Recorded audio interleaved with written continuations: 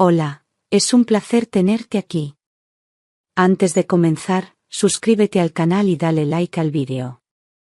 Elena llevaba una vida apacible junto a su marido Javier, en una casa luminosa a las afueras de Madrid. Todo parecía perfecto, un matrimonio consolidado, cenas tranquilas, y una rutina sin sobresaltos. Pero aquella mañana, al salir de la consulta médica, el mundo se le derrumbó sin previo aviso. El doctor, con voz grave y sin rodeos, le comunicó que padecía una enfermedad degenerativa incurable. Le quedaban 6 meses, quizás menos. El suelo pareció desaparecer bajo sus pies. No entendía cómo algo así podía estar ocurriéndole a ella, justo cuando creía tener todo bajo control. Durante el camino de vuelta, Elena lloraba en silencio mientras Javier conducía en completo mutismo. Esperaba una mano en el hombro, una palabra de consuelo, un gesto de amor. Pero él, inexpresivo, solo rompió el silencio para preguntar si tenía ya redactado su testamento. Esa pregunta, tan fría, la atravesó como un cuchillo. Pensó que tal vez era su forma de afrontar el dolor, aunque en su interior algo no encajaba. Sentía que la calidez de su esposo se había esfumado, como si ya no hubiera nada que sostener entre ellos. Las lágrimas no cesaban, y el miedo comenzó a mezclarse con una punzada de desconfianza. Esa noche, Elena apenas durmió. Recordaba la mirada del médico, la expresión imperturbable de Javier, y el eco de esa palabra maldita, terminal. Se sentía atrapada en una pesadilla que no podía detener. En la penumbra de su habitación, miró el techo buscando respuestas, sin saber que ese diagnóstico sería apenas el inicio de una tormenta aún más devastadora. Su corazón, aunque débil por la noticia, empezaba a intuir que lo que venía no era solo una lucha contra la muerte, sino contra una traición mucho más profunda. Porque cuando el amor se enfría frente al dolor, algo mucho más oscuro está por detrás. Desde aquel día en que recibió el diagnóstico, Javier cambió radicalmente. Ya no le preparaba el desayuno ni le preguntaba cómo se sentía. En su lugar, hablaba constantemente de seguros, testamentos y escrituras. Le pedía firmar papeles con tono sereno, casi profesional, como si fuese una desconocida. Elena, aún en shock por la noticia, obedecía sin comprender del todo lo que firmaba. La frialdad en la mirada de su marido la estremecía más que la propia enfermedad. Ya no había abrazos, ni lágrimas compartidas, solo silencio y trámites. Elena comenzó a observar pequeños detalles. Javier ya no dormía a su lado y salía de casa con más frecuencia. Decía que eran temas laborales urgentes, pero no le daba explicaciones. Ella se aferraba a la idea de que quizá él no sabía cómo lidiar con la pérdida inminente. Sin embargo, algo dentro de ella le gritaba que había algo más, algo oculto. Se sentía cada vez más sola, más débil, no solo por su supuesta enfermedad, sino por el vacío emocional que crecía entre ellos. Sus días se convirtieron en una rutina de soledad, medicamentos y suspiros llenos de dudas. La enfermedad parecía lo de menos, el abandono era lo que realmente la mataba. Un martes por la mañana, Elena decidió llamar a la clínica para pedir una copia de sus análisis.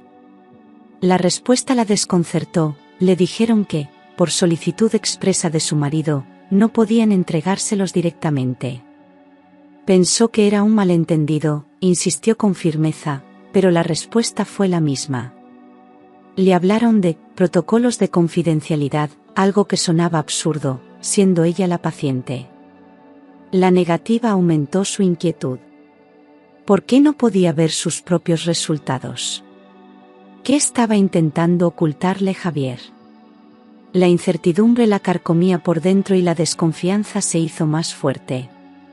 Días después, volvió a llamar haciéndose pasar por una prima interesada en ayudar.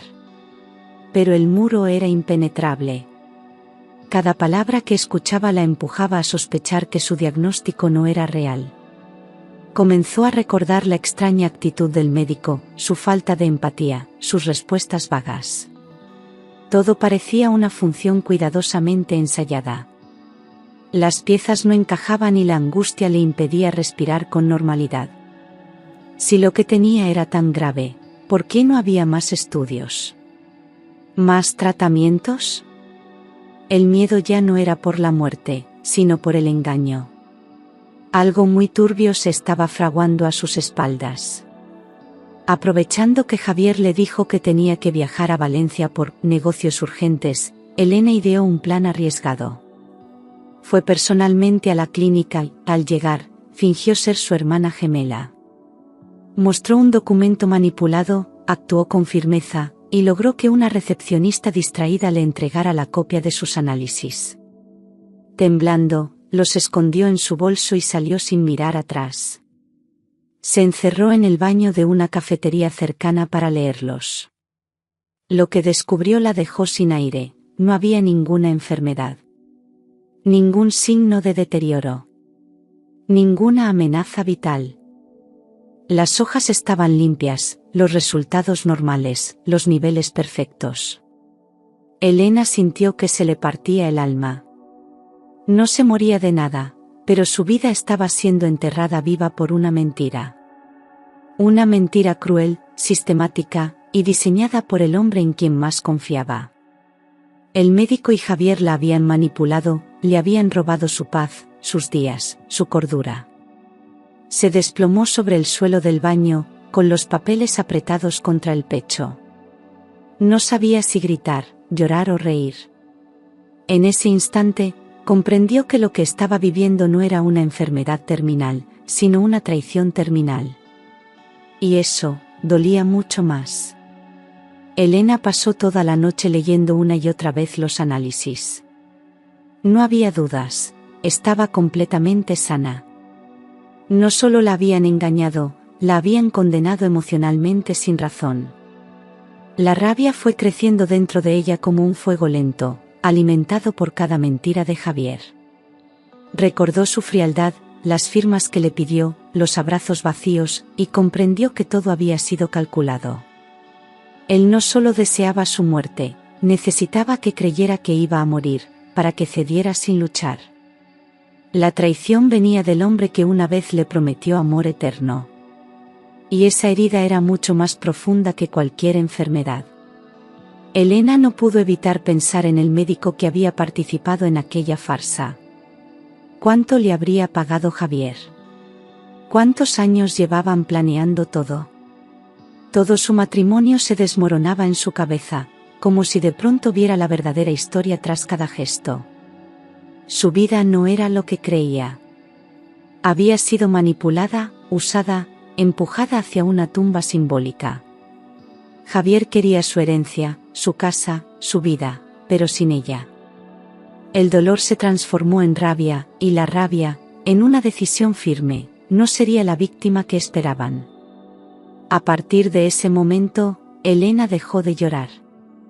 Iba a luchar. No le contó a nadie lo que había descubierto. Se miró al espejo y prometió no derramar ni una sola lágrima más por un hombre que la quería ver muerta. Decidió fingir que seguía creyendo en su diagnóstico. Haría que Javier pensara que su plan estaba funcionando. Mientras tanto, comenzaría a reunir pruebas. Quería destruirlo desde dentro, sin levantar sospechas. Su venganza no sería impulsiva, sería meticulosa, fría, exacta. Javier no solo iba a perderlo todo, iba a hacerlo creyendo que lo había ganado. Llamó a Andrés, un viejo amigo de juventud que ahora era abogado. Le pidió un café y, entre manos temblorosas, le contó todo. Le mostró los análisis verdaderos, el historial médico falso, los documentos que había firmado engañada. Andrés, indignado, le juró ayudarla. Decidieron que no irían a la policía todavía, necesitaban más. Javier tenía que incriminarse por completo. Elena debía fingir que seguía cayendo en la trampa. Solo así podrían destruirlo legalmente. Era el inicio de un juego peligroso, pero por primera vez en semanas, Elena se sintió viva. Al volver a casa, Elena interpretó el papel de su vida. Caminaba lento, hablaba en voz baja, y dejaba escapar falsas lágrimas. Tosía en los momentos justos, fingía desorientación y decía frases como, quizá ya no vea la Navidad. Javier, creyendo que todo marchaba según su plan, recuperó su falsa ternura. La cuidaba con gestos vacíos, acariciaba su cabello mientras le hablaba del descanso eterno. Elena lo soportaba todo con una sonrisa quebrada, mientras por dentro memorizaba cada palabra, cada mentira. Javier ya no sospechaba nada. Creía haber ganado. Por las noches, Elena escondía grabadoras bajo la cama, leía leyes con la ayuda de Andrés y planificaba cada paso. Fingía estar agotada, pero estaba más despierta que nunca. Descubrió que Javier hablaba con alguien por las noches, siempre en voz baja, encerrado en el baño. Comenzó a sospechar que había una tercera persona involucrada. Y no tardaría mucho en descubrirlo. Pero antes, debía fortalecer su imagen de víctima inocente. Debía hacer que Javier bajara la guardia por completo. Estaba tejiendo su venganza con precisión quirúrgica. Una tarde, mientras Javier se duchaba, Elena vio que su móvil vibraba. La pantalla mostraba un mensaje sin filtro: cuando se muera, estaremos juntos por fin. Te amo. El remitente era Rebeca, una supuesta colega de trabajo que siempre había despertado su intuición.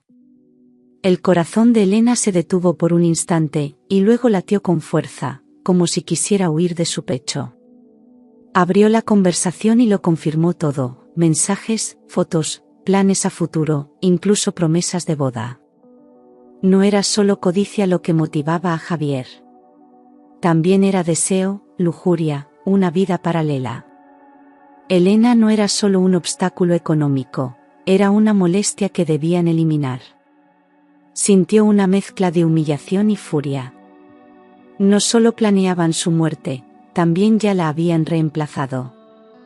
En las fotos, Rebeca y Javier aparecían abrazados en una playa del sur, riendo, besándose, viviendo lo que ella creía que aún compartía con su esposo.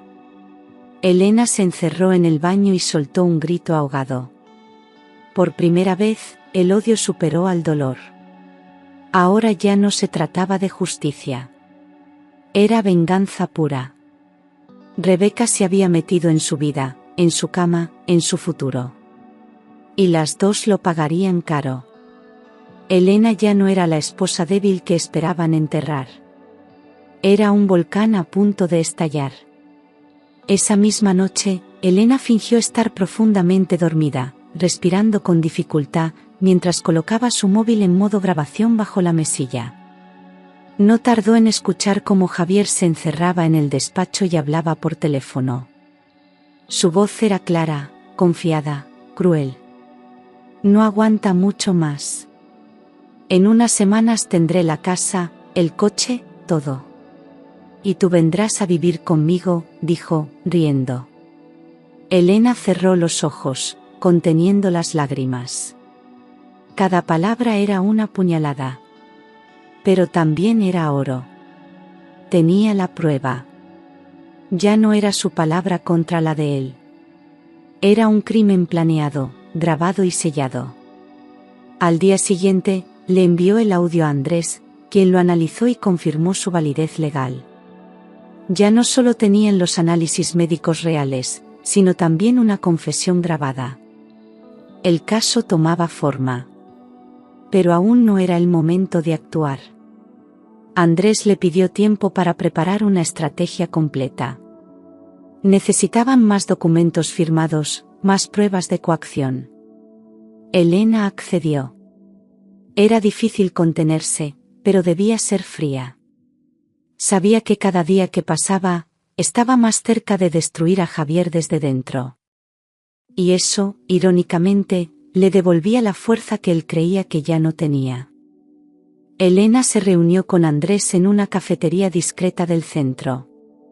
Le entregó una carpeta con todos los papeles que Javier le había hecho firmar bajo engaño.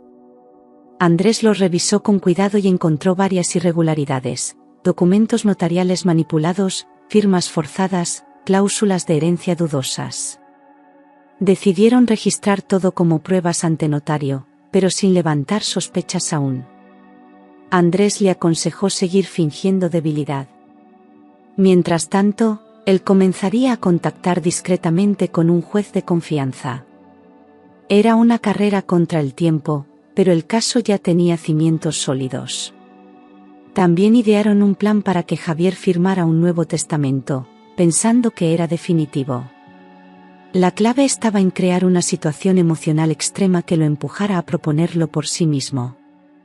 Elena, con la actuación de su vida, debía fingir que su final estaba muy cerca. Una última voluntad sonaba creíble en ese contexto. Andrés consiguió un notario dispuesto a colaborar, bajo estricta confidencialidad. Todo se grabaría en vídeo, legalmente, y serviría como prueba definitiva de coacción. El escenario estaba listo.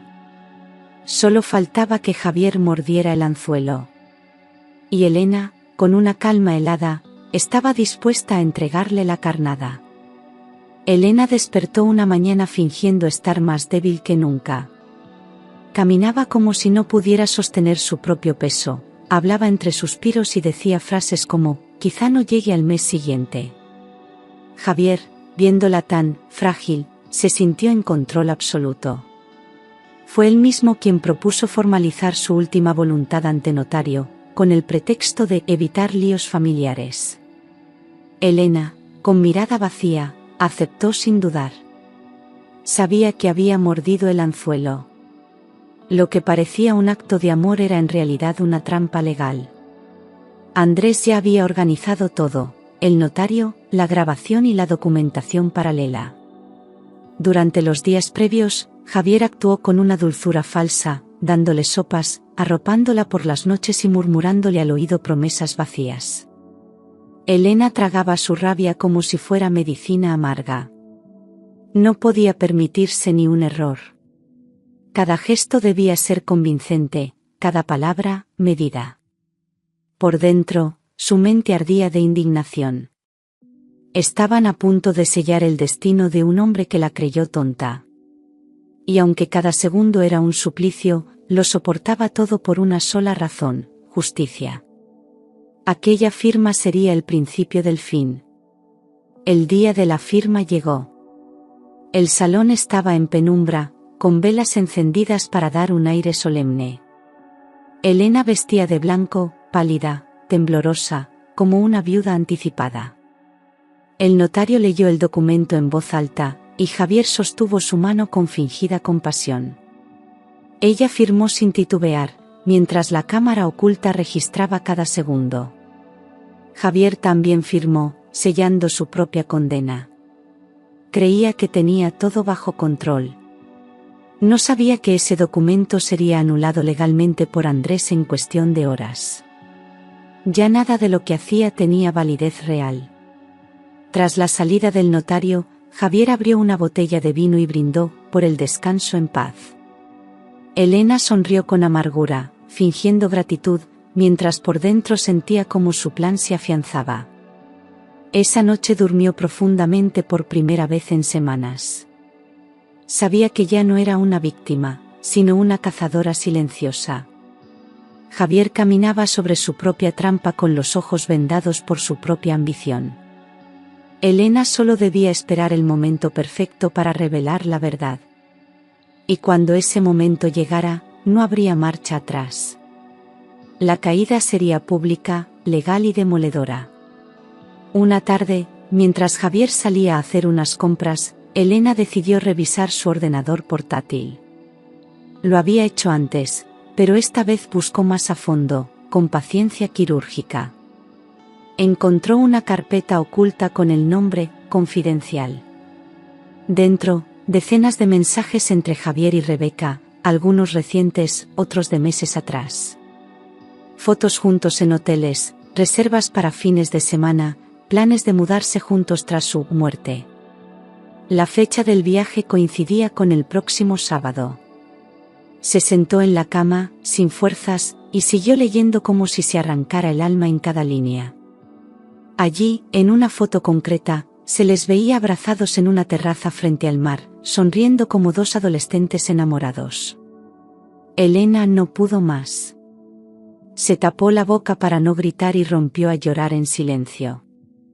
Ya no cabía duda, no solo querían matarla, ya la habían reemplazado. Su muerte era, para ellos, el inicio de una nueva vida. Sintió que le arrancaban todo lo vivido, cada aniversario, cada risa compartida. No era solo la traición de un esposo, era la aniquilación de toda una historia de amor. Y en ese momento, Elena supo que la verdad no bastaba, debía haber consecuencias. Una mañana, Elena notó que el té que Javier le preparaba todas las tardes tenía un sabor extraño, amargo, casi metálico. No quiso beberlo. Esperó a que él saliera de la habitación y lo cambió por otro vaso. Guardó el contenido original en un frasco de perfume vacío y llamó inmediatamente a Andrés. Días después, recibió los resultados del análisis. Contenía un potente sedante de liberación lenta. Javier estaba intentando envenenarla poco a poco, sin levantar sospechas. No bastaba con que creyera estar enferma. Ahora quería acelerar su deterioro físico real. El plan estaba entrando en una nueva fase, la de la eliminación silenciosa. Elena no dijo nada. Volvió a tomar el té al día siguiente, esta vez fingiendo saborearlo con agrado. Javier, satisfecho, le acariciaba el cabello con ternura fingida, creyéndose intocable. Ella sonreía por dentro, acababa de descubrir que su enemigo no solo era un traidor, sino un criminal cobarde. El veneno ya era prueba suficiente para hundirlo. Pero aún no era el momento. Quería que Javier se sintiera más confiado, más triunfante, para que la caída fuera definitiva. Andrés mandó conservar las muestras y archivarlas legalmente. Elena tenía la rabia suficiente como para alimentar su resistencia. Ya no había vuelta atrás. Mientras Javier creía verla cada vez más débil, Elena se fortalecía en secreto. Tomaba vitaminas, comía bien cuando él no estaba, y caminaba por la casa cuando él dormía. Fingía mareos y fiebre cuando la observaba, pero por dentro su cuerpo recobraba energía. Javier no lo sospechaba. Ya hablaba abiertamente por teléfono con Rebeca, convencido de que el final estaba cerca. Incluso empezó a mover papeles de la casa, convencido de que pronto le pertenecería todo. Elena se hacía la indiferente, como si el mundo ya no le importara. Pero estaba más viva que nunca. Un día, interceptó un correo donde Javier enviaba los documentos bancarios necesarios para transferir parte de sus bienes. Lo reenviaba a una dirección a nombre de una empresa fantasma. Elena lo copió todo y se lo pasó a Andrés. Descubrieron que la empresa estaba registrada por un prestanombres vinculado a Rebeca. La red de engaño era más profunda de lo que imaginaban. Pero ahora tenían el mapa completo. Javier no solo quería deshacerse de Elena, quería borrar todo rastro legal de su existencia. Sin embargo, cada paso que daba, quedaba registrado. Y Elena lo observaba, paciente, implacable, como una sombra. Gracias a las gestiones discretas de Andrés, los contratos que Javier creía firmes fueron anulados sin que él lo supiera. El banco, alertado por el abogado, bloqueó el proceso de cambio de titularidad de la casa. Las cuentas quedaron congeladas para movimientos sospechosos. Elena fingía no saber nada mientras Javier celebraba en secreto. Él pensaba que en cuestión de semanas tendría todo bajo su nombre. No se imaginaba que cada documento estaba siendo anulado con respaldo legal. El mundo perfecto que él construía era solo una ilusión. Y Elena lo sabía. El castillo de mentiras empezaba a resquebrajarse desde dentro. Javier hablaba con Rebeca cada noche con un tono más impaciente. Ella exigía resultados, él prometía que todo estaba casi listo. Elena grababa esas conversaciones desde el teléfono fijo, conectando un dispositivo escondido en la sala. Andrés compilaba el material, preparando la ofensiva final. Elena lo escuchaba decir cosas como: ya no aguanta, la casa será nuestra, pronto. Le dolía, sí, pero también se sentía poderosa. Ya no tenía miedo. Sabía que lo tenía acorralado, aunque él aún no lo supiera. La justicia estaba por llegar, pero no sería silenciosa, sería pública, demoledora y definitiva. Elena anunció que quería organizar una despedida íntima antes de que su salud se deteriorase por completo.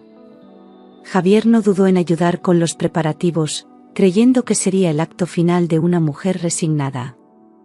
Invitaron a la familia, a algunos amigos cercanos, al médico cómplice, y también a Rebeca, que asistió con fingida discreción. La casa se llenó de flores blancas, música suave y un ambiente de falsa solemnidad. Elena caminaba entre los invitados como un fantasma elegante, débil pero digna. Daba las gracias por todo, decía frases como: os llevaré en el corazón y ha sido un honor vivir con vosotros. Por dentro, contaba los segundos. Andrés, escondido entre los asistentes, controlaba la grabación de cada gesto y cada palabra. Había micrófonos ocultos en los jarrones, en las lámparas, en la mesa del comedor. Todo estaba preparado. Cuando llegó el momento, Elena pidió la palabra. Se puso en pie frente a todos, pálida pero firme, y levantó su copa. Hoy no es una despedida. Es un principio. Porque yo no me estoy muriendo, aunque alguien aquí lo deseaba. El silencio fue inmediato. Todos se miraron sin entender. Javier la observaba desconcertado. Rebeca empalideció. La calma tensa anunciaba la tormenta. Elena bajó la copa lentamente y sacó del bolsillo interior de su vestido un sobre grueso. Lo colocó sobre la mesa y, uno a uno, fue sacando los análisis médicos, las grabaciones impresas, las fotos, los audios transcritos. Aquí está la verdad, no tengo ninguna enfermedad. Pero he sido envenenada, manipulada y traicionada por este hombre que se hace llamar mi esposo. Las bocas se abrieron de par en par. El médico palideció. Javier intentó intervenir, pero Elena levantó la mano con firmeza. No hables. Está todo grabado. Andrés se puso en pie y dijo en voz alta: esto es una prueba legal. Hay testigos. Y hay justicia en camino. La reacción fue instantánea. Algunos familiares empezaron a llorar. Otros insultaban a Javier. Rebeca intentó escabullirse, pero una invitada le bloqueó el paso. El médico intentó defenderse balbuceando que había sido presionado. Javier se acercó a Elena, intentando quitarle los documentos, pero ella retrocedió. Ni un paso más. Me querías muerta, y ahora vas a ver cómo se entierra tu mentira. Andrés sacó su teléfono y pulsó un botón. Una grabadora comenzó a reproducir la conversación donde Javier planeaba todo con Rebeca. El salón estalló en gritos, llanto y horror. La verdad no solo había salido a la luz, había estallado como una bomba. El caos se apoderó del salón. Las tías de Elena comenzaron a increpar al médico, que no sabía dónde meterse. Javier gritaba que todo era mentira, que ella estaba loca, que era una trampa. Pero los audios seguían sonando, uno tras otro, sin piedad. La grabación donde Rebeca decía: cuanto más tarde en morir, más tarda en ser nuestro todo, hizo que hasta los más incrédulos se giraran hacia ella con asco. Elena no se inmutaba. Observaba a todos con una serenidad de hielo. Era su momento. El juicio moral había comenzado antes que el judicial. Rebeca rompió a llorar y huyó entre empujones, mientras Javier intentaba salir detrás de ella. Pero en la puerta, 2 agentes vestidos de civil ya lo esperaban. Andrés les había avisado minutos antes. Lo esposaron frente a todos, mientras él gritaba que no era justo, que estaba siendo engañado. El médico quedó paralizado, sabiendo que su carrera estaba arruinada. Elena, en el centro de la sala, con los papeles en la mano, exhaló lentamente. Por fin había justicia. Pero lo mejor aún estaba por venir. La caída pública solo era el primer acto de una sentencia mucho más profunda. El juicio se convirtió en un acontecimiento mediático de gran repercusión. La prensa local y nacional cubría cada detalle, desde la llegada de los acusados hasta las declaraciones más mínimas. Elena, vestida de blanco y con la mirada firme, se presentó ante el tribunal sin rencor, pero con la dignidad intacta. Javier, esposado, evitaba su mirada, mientras Rebeca ni siquiera compareció en la primera audiencia. El médico, con el rostro demacrado, balbuceaba excusas legales, pero sus palabras eran vacías.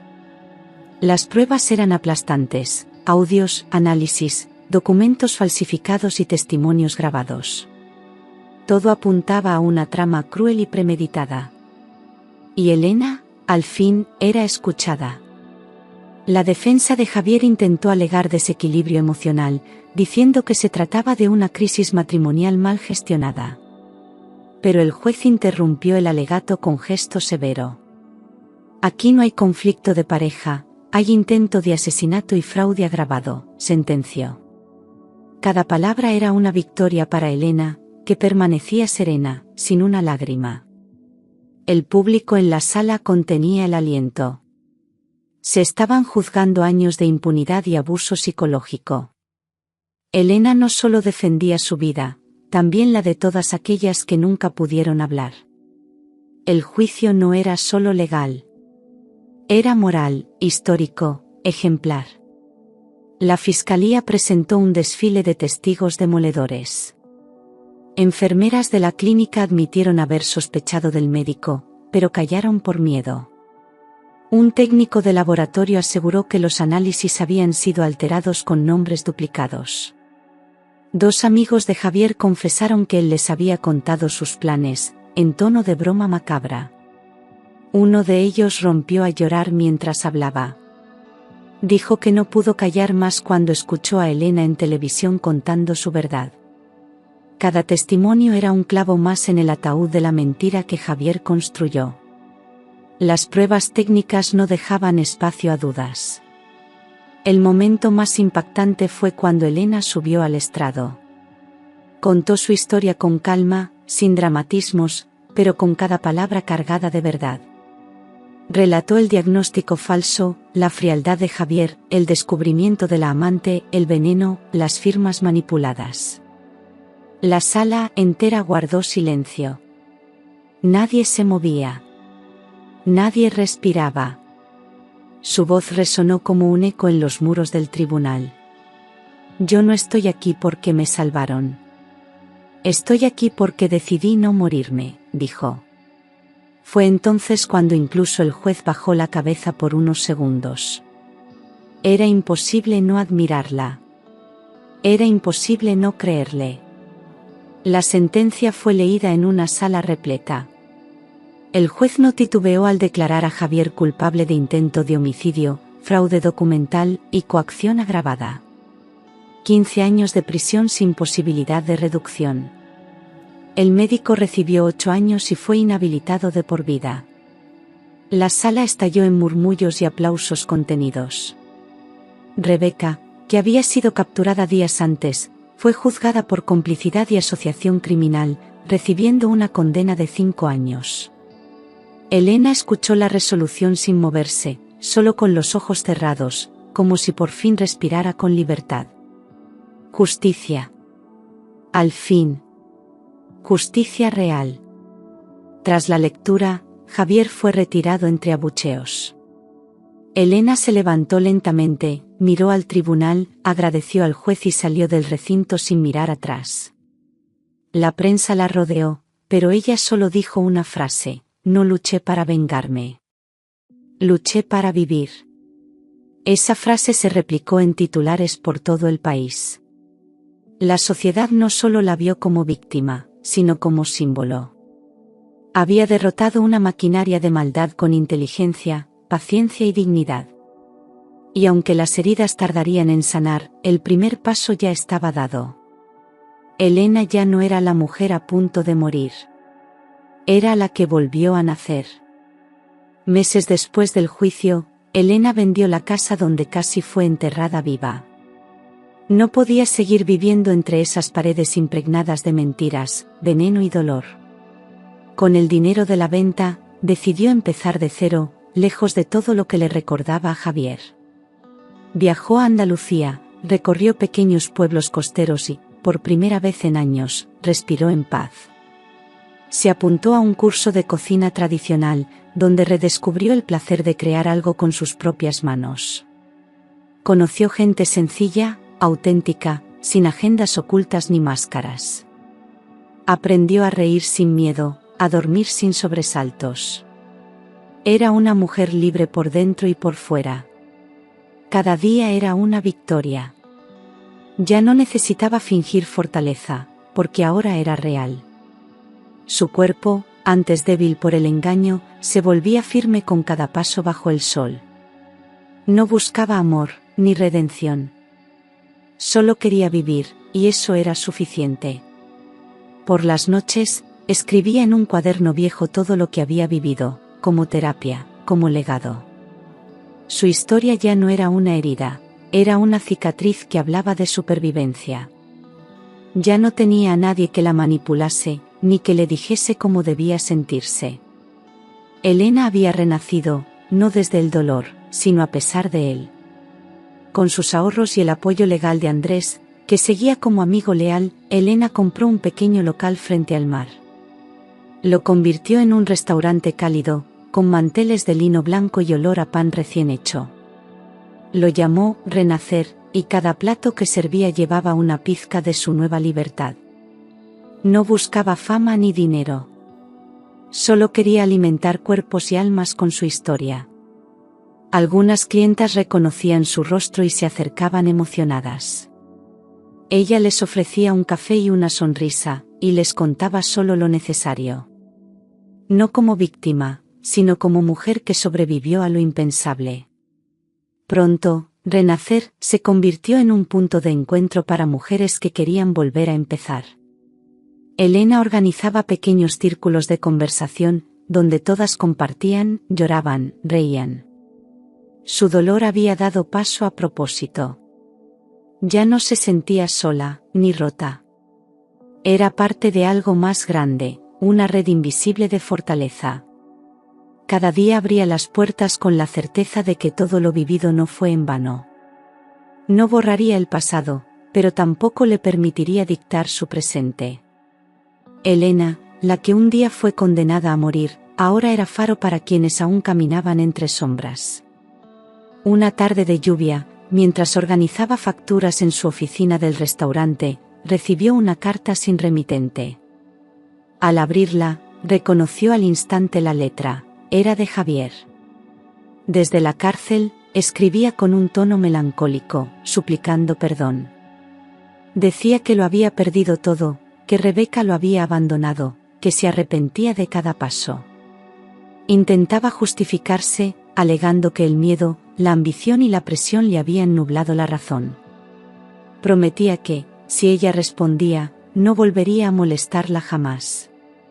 Era una carta larga, escrita con tinta temblorosa, llena de palabras que ya no significaban nada. Elena la leyó hasta el final. No lloró. No tembló. Solo suspiró y la dejó sobre la mesa sin prisa. Sabía que aquella carta no venía del amor ni del verdadero arrepentimiento, sino del remordimiento egoísta de quien había sido descubierto. No respondió. No necesitaba hacerlo. Aquel hombre había intentado matarla. No merecía ni una palabra, ni una respuesta, ni una emoción.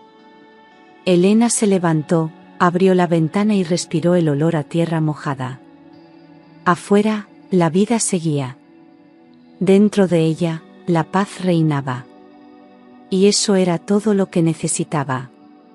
Una tarde cualquiera, mientras caminaba por la orilla del mar recogiendo conchas, Elena se cruzó con un joven de mirada inquieta. Le sonaba vagamente. Cuando él se acercó, se presentó como Pablo, el hijo del médico que había falsificado los análisis. Dijo que necesitaba verla, aunque fuera solo unos minutos. Explicó que su padre había caído en una depresión profunda tras el juicio y que no buscaba excusas, solo comprensión. Elena lo escuchó con atención, en silencio. No esperaba ese encuentro, pero tampoco sentía rencor. El muchacho sacó una carta arrugada que su padre había escrito desde prisión. Decía que nunca olvidaría el daño causado y que Elena tenía todo el derecho a odiarle. Pero también decía que su culpa lo consumía, que cada noche soñaba con su rostro y con lo que podría haber hecho diferente. Elena no lloró. Solo tomó la carta, la leyó con calma y luego miró a Pablo. Le dijo que agradecía su valor, que no lo culpaba por los actos de su padre. Y sin pensarlo, lo abrazó. En ese gesto, sin palabras, se cerró una herida. No por olvido, sino por liberación. Algunas cadenas se rompen solo con el perdón. Esa misma noche, mientras el restaurante cerraba y el mar susurraba detrás de las ventanas, Elena encendió una vela e inició algo nuevo, comenzó a escribir su historia. No como víctima, ni como heroína. Solo como mujer. Cada capítulo era una exhalación, un recuerdo que por fin podía liberar. No se trataba de venganza, sino de memoria. Quería que otras supieran que se puede volver del infierno con la frente en alto.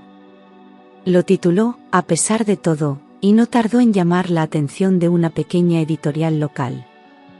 En pocos meses, se convirtió en un éxito inesperado. Periodistas, lectores, mujeres anónimas y sobrevivientes comenzaron a escribirle cartas. Algunas lloraban, otras agradecían. Elena respondía a cada una con el mismo respeto.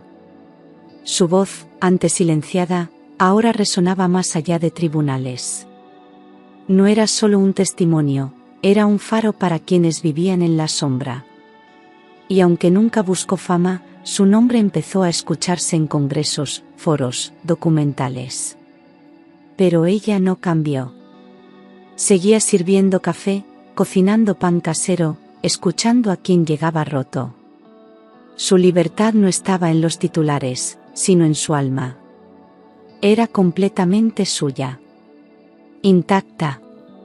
Invencible. Una mañana de verano, Elena salió temprano a la playa y se sentó frente al horizonte con su cuaderno en el regazo. Miró el mar, tranquilo, profundo, como su propia vida. Pensó en todo lo que había vivido, el amor ciego, la traición brutal, el dolor que casi la consumió. Y pensó en lo que vino después, la verdad, la justicia, la paz. Cerró los ojos y sonrió. Ya no tenía miedo. Ya no había fantasmas. Solo un presente sereno y un futuro en blanco por escribir. Allí, escribió su última frase: nunca subestimes a una mujer que sabe lo que vale. La dejó como epígrafe final del libro. Porque no era solo una advertencia, era una declaración de existencia. Javier había intentado enterrarla viva. Rebeca quiso reemplazarla sin alma. El mundo le había dado la espalda. Pero Elena no solo sobrevivió, se reconstruyó. Y cada cicatriz, cada silencio, se transformó en fuerza. No olvidó lo vivido, pero eligió no vivir encadenada al pasado. Ahora era libre, completa, plena. El mar frente a ella no era un símbolo de final, era el principio de todo lo que aún estaba por venir. Y así, Elena vivió, amó, y nunca más volvió a ser invisible.